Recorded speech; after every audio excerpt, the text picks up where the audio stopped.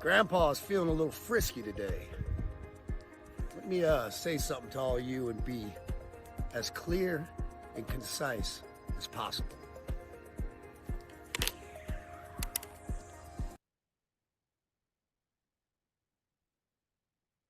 All right, peace. It's Bronzebird here with another video.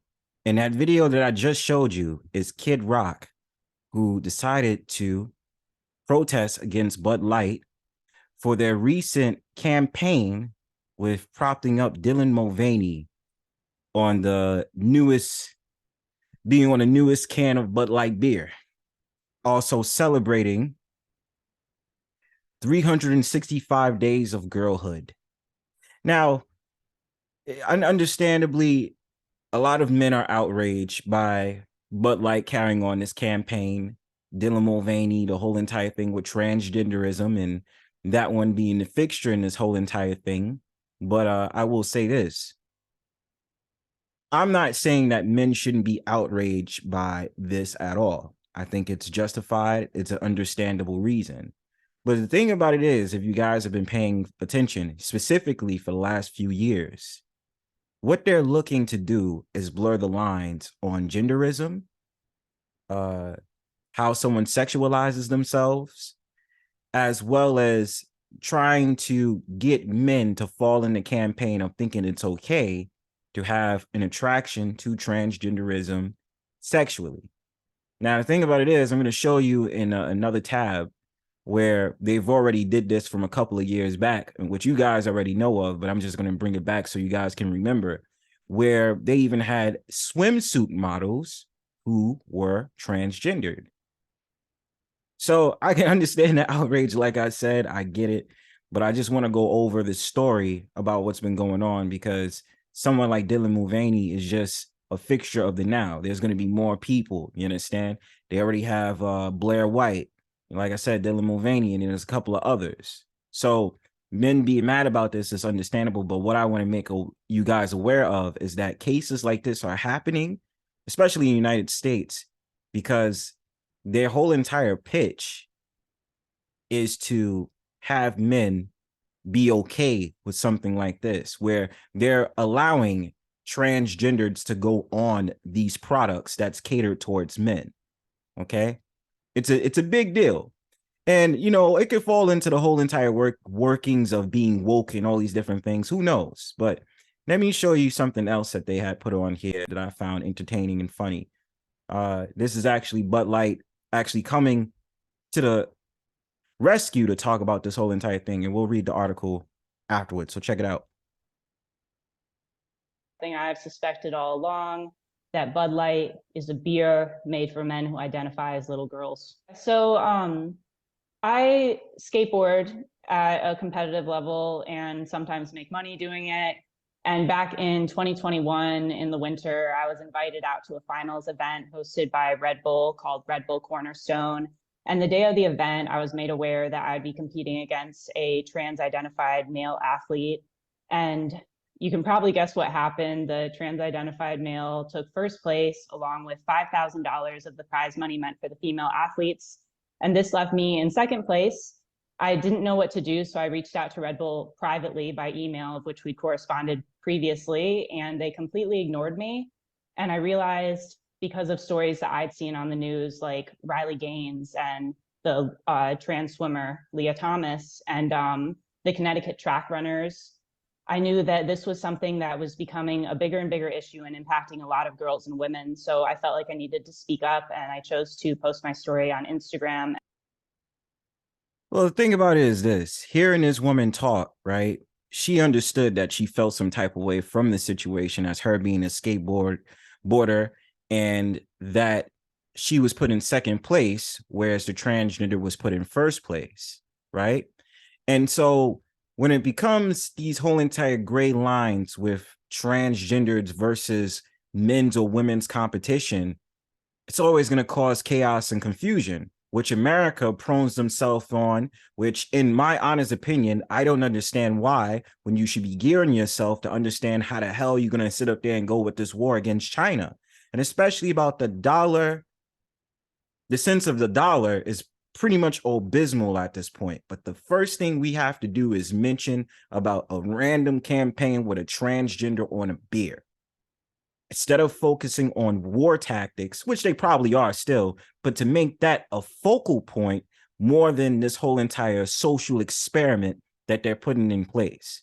But a woman like this, why would she decide to say what she said about Bud Light, knowing that it's a men's product? Is she gaslighting?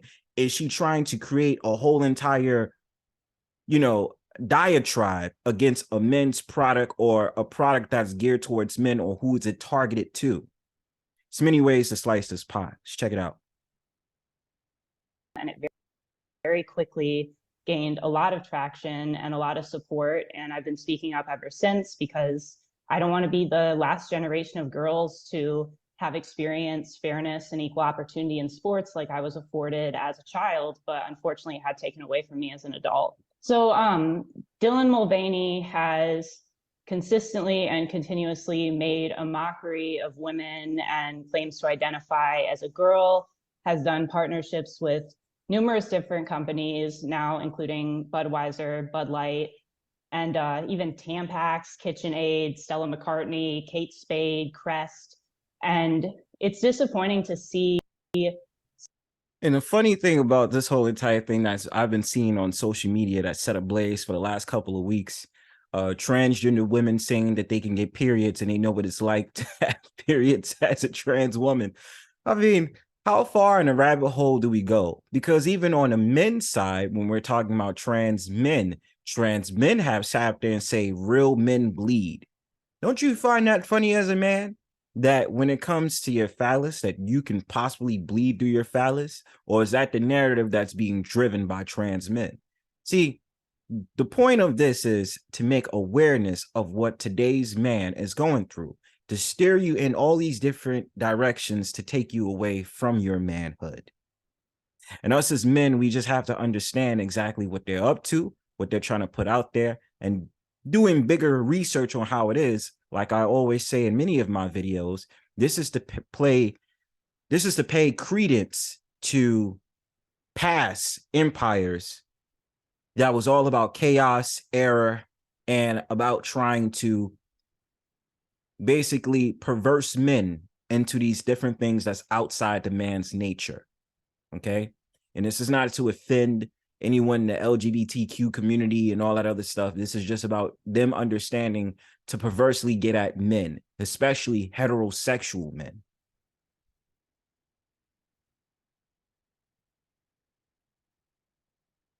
Bud Light, and even Tampax, KitchenAid, Stella McCartney, Kate Spade, Crest.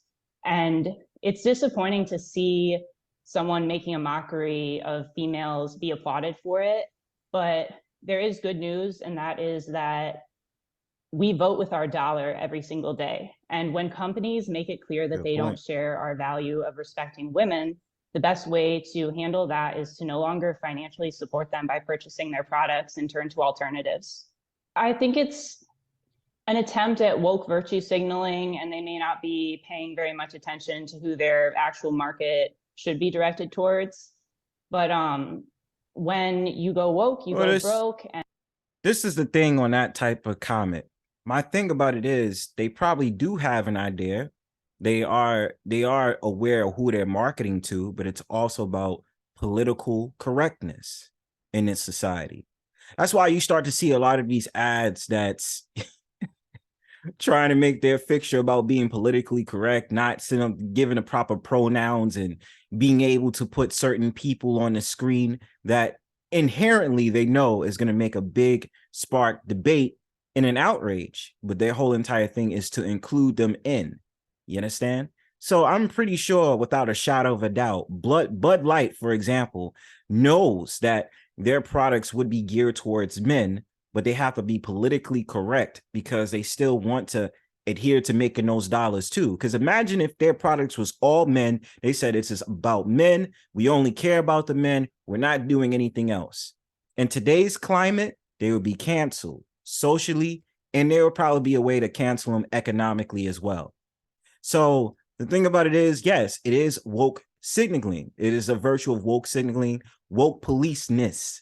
when it comes to certain things that go on with these products. But at the same time, as I would argue, it's about political correctness in today's climate.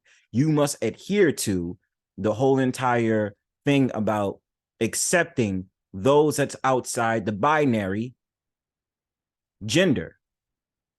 You understand? And accept those that don't agree with that, because we need to include them too. Bud Light, and even Tampax, KitchenAid, Stella McCartney, Kate Spade, Crest. And it's disappointing to see we vote with our dollar every single day. And when companies make it clear that they don't share our value of respecting women, the best way to handle that is to no longer financially support them by purchasing their products and turn to alternatives. I think it's an attempt at woke virtue signaling, and they may not be paying very much attention to who their actual market should be directed towards. But when you go woke, you go broke. And if people stop supporting them, that will show them that the public at large does not support these types of decisions and these types of values. It's a marginalized community, and and she's the ideal person to lead the conversation. So those being the two critical things that would matter to a brand, like who is the most ideal person, she fits the mold. And if you're looking at a marginalized community, the trans world is the community that's getting hit. And so as a brand. And well, the funny thing about what the brand marketer expert Brian Kramer is saying right now is, yes, it is a marginalized community, but it's also about bringing sorrow points into a community that is still supported by different avenues. If you speak ill of the trans community in particular, especially on YouTube, you will expect your video to get shadow banned. You will expect something to happen when you speak against trans. You understand? And so the thing about it is, you have so many people that say, oh, yeah, well, we should care about them. We should care about them. But there's plenty of networks, plenty of organizations that care more about the LGBTQ community before they care about men. I need someone to name me a lot of organizations where they cater towards men's mental health, at least. Where are those organizations at? When it comes to the LGBTQ, there's plenty of programs out there for the LGBTQ, and especially women. Okay? So I don't want to hear that whole entire thing about marginalize this, marginalize that. There's still a lot of care for marginalized communities. But when it comes to the men in particular, especially beloved so-called Black men, where's ours? Lots of brands that are trying to approach this, I would approach it, the same way as an influencer marketing campaign, sending out something personalized and creating something that creates connection in the long term. I think it was a win for Bud Light, and I think it was a win for other brands.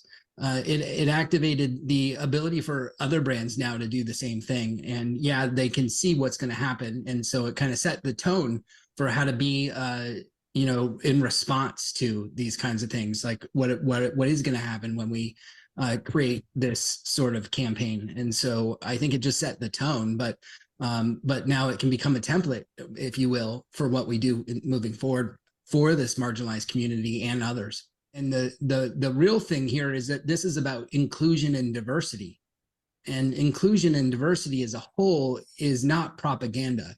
It's an essential part of our society, and I think moving forward, it's something that brands are having to take a position on, and as a whole. So if we don't look at just the sliver here of what happened, but the entirety of inclusion and diversity, that's the important issue here. So I think that they were taking. The important issue is to spread light on allowing a marginalized community, probably less than 1% of the world population, to be able to have a seat at the table to tear down at manhood, especially. Now, I'm not saying a company like Bud Light is an example of masculinity at best. That's not what I'm saying. But I do have a recognizing idea that a company like Bud Light would ingeniously market themselves towards men, the everyday man, the man that needs to come home after a long day at work, whether working in blue collar or white collar fields. You understand? And what he wants to do is just relax, have a good old beer, and be able to enjoy the fruit of his labors while he's at home, whether he has kids or he doesn't have kids, whether he has a wife or he doesn't have a wife. See, we do have an understanding that certain products are geared towards a certain gender. Even if they're not necessarily saying it verbatim, that we have an understanding that it's about them, okay? That even when it came to the shaving equipment, I forgot who it was, Gillette or whatever it was for a while. They also had a controversy that happened with them when they had put up a commercial that seemed to demean men rather than to market to men. And why is all of this happening? In order to decrease the manliness in our society. This is just a part of the fixture. Someone like Dylan Mulvaney propped it up as being the new headliner for today's femininity is one of the fixtures that they're going to bring into the light, because it allows them to still be politically correct while also diminishing the manhood of this society, the workings. Now a man will probably say, yes, I want to drink Bud Light more now because I'm attracted to Dylan Mulvaney. And the 365 days and on about womanhood. Okay, that's what I would infer they're trying to go with something like Bud Light. One of the things, they may not say it like that, but I'm pretty sure there might be lobbyists, there might be other people that, you know, help run the campaign and also push the dollars into Bud Light's pockets that's telling them, you need to go ahead and put someone like Dylan Mulvaney into this ad for your Bud Light products. If you don't, there's going to be some serious problems. Money talks. So the campaign will go in for them to be politically correct, like I said before, and they will push this and push this and push this and push this. See, I wouldn't even be surprised if it comes to another ad when it comes to Bud Light or some other type of product that's geared or marketed towards men, that they would probably have a political figure, a political commentator like Blair White come in. And they would market their products and say, Blair White tells you to drink this and drink that. This is just another form of programming, guys. You have to understand this. And we also have to understand the transgenderism is new, but using femininity as a prop in order to get men to buy products is not new. Okay? Especially, I'm thinking about when it came to World War II, when they were saying join the army. Who did they use? They used women. And sat up there and said, this is what makes you a man. Join the army. Okay? When they was talking about drafts. So let's go. A stance on that this and what happened as part of the totality of inclusion and diversity. Brands are looking for influencers that break the mold. They're not looking for influencers that are vanilla or status quo. And so when you find an influencer that's, well, he's talking about breaking the mold. It's not, in my opinion, it's not about breaking the mold. It's about being appropriate, right? In their world, being appropriate to what's the force that's being driven. Now, my thing about it is a case like this is not just necessarily Dylan Mulvaney. It's also giving credence to the Baphomet type of signature, the half woman, half man, putting them together, has the head of the Baphomet, the breast, and then has a phallus. Okay, that's one thing that you have to put on the table. And I know YouTube ain't gonna like me saying it, but the thing about it is, that's the point. A lot of these transgender figures ain't out here for all these different things. It's about the perversion of manhood. With the perversion of manhood, like I said earlier, it's about giving credence to past cultures, such as the Egyptians, such as the Greeks and the Romans and all these different things that had a lot of homoeroticism in it. Okay, so even if it's Dylan Mulvaney that doesn't know this, the powers that be know. Even a transgender woman like Blair White, it's the powers that be knows about this, and they might just be regular people that's just like, hey, I decided to be trans because of such and such, and they get a big old campaign, they get a voice, they get time to voice their opinion and say who they are. They're being true to self and all these different things. But we have an understanding this is another plot to break down manhood. And society is collapsing anyway, so you can expect Western Hemisphere countries such as the United States, Canada, UK, and a couple of other places around the world, and even South Africa, to be doing the same thing. And especially when you have United States forces that go over to Africa right now, countries in Africa, they're trying to get them on the same boat. Look at one of my videos. I had talked about this with the whole entire thing of Karine Pierre, who made a whole entire big deal about Uganda banning the whole entire thing about LGBTQ and making laws against that. So pay attention to y'all. Pay attention, y'all. It's gaining momentum. Every brand is working on that. They're looking for rising star influencers, the ones that are on their way up. You don't want an influencer that's already at the top. You want an influencer that is creating some kind of ripple effect right now on the way up, just before they reach that status. And if a brand can find that influencer, that's where they're going to do their best work. And so that's what I think they're doing with Dylan.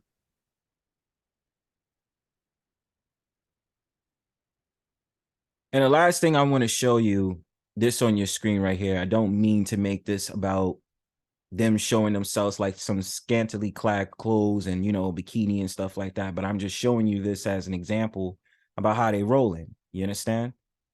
So what you see on your screen right now is Lena Bloom. This is what you see on y'all screen, y'all. Check it out. So remember this cover right here where they had the photographer, or excuse me, they had this transgender model, Lena Bloom, on the cover of Sports Illustrated.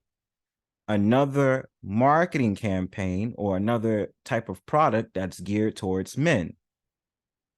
And you'll think to yourself, this is all psychological war games. Why do they have a transgender on the cover of Sports Illustrated? And we know this is geared towards men. Again, blurring the lines between sexual attraction, whether we know this is a transgender or a biological woman. Political correctness. This is what it's all about. So, otherwise than that, give me your thoughts in the comment section. All right, man. Peace.